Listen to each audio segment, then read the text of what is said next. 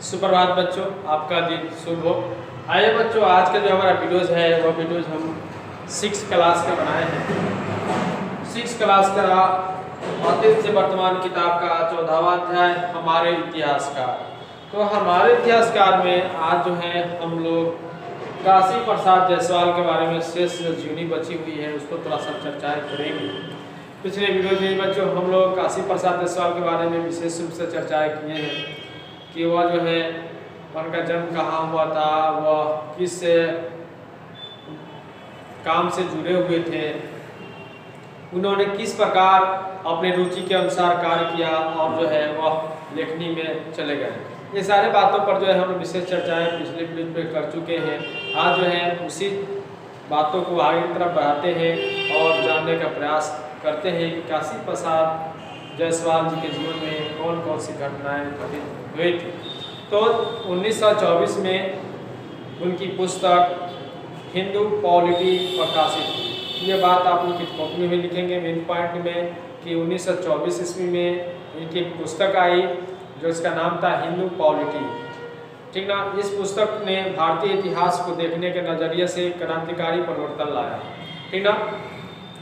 तो भारतीय इतिहास को देखने के नज़रिए से में क्रांतिकारी परिवर्तन लाया। उन्होंने भारत के गौरवशाली अतीत को उजागर करते हुए साबित किया कि भारत में प्रजातांत्रिक व्यवस्था उत्तर वैदिक काल से ही थी। ठीक ना।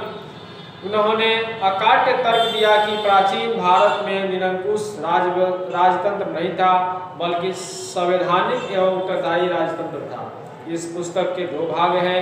प्रथम भाग में प्रजातंत्र का विवरण है और दूसरे भाग में राजतंत्र का विवरण मौजूद है। ठीक है बच्चों। के.पी. जायसवाल की एक दूसरी पुस्तक हिस्ट्री ऑफ इंडिया। तो काशी प्रसाद जायसवाल की दूसरी पुस्तक आई जिसका नाम था हिस्ट्री ऑफ इंडिया।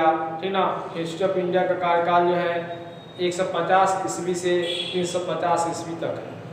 1930 में प्रकाशित हुई यह पुस्तक। इस पुस्तक में कुषाण साम्राज्य के अंत और गुप्त साम्राज्य के बीच की अवधि पर प्रकाश डाला गया। इन्होंने साहित्यिक ग्रंथ, अभिलेख एवं सिक्कों के आधार पर गुप्त साम्राज्य के पूर्वनाग एवं वकाटयों के इतिहास पर प्रकाश डाला है। 1934 ईस्वी में प्रकाशित an imperial history of India के माध्यम से इन्होंने नेपाल के इतिहास पर भी प्रकाश डाला है। इन्होंने 1934 ईस्वी में एक पुस्तक प्रकाशित किया पुनः। इसका नाम था an imperial history of India. ठीक ना बच्चों। तो इस पुस्तक में इतिहास के नाम पर नेपाल के जो इतिहास है उस पर जो है इन्होंने पुस्तक लिखी थी। मुद्रा शास्त्र पर भी इन्होंने कई शोध किए।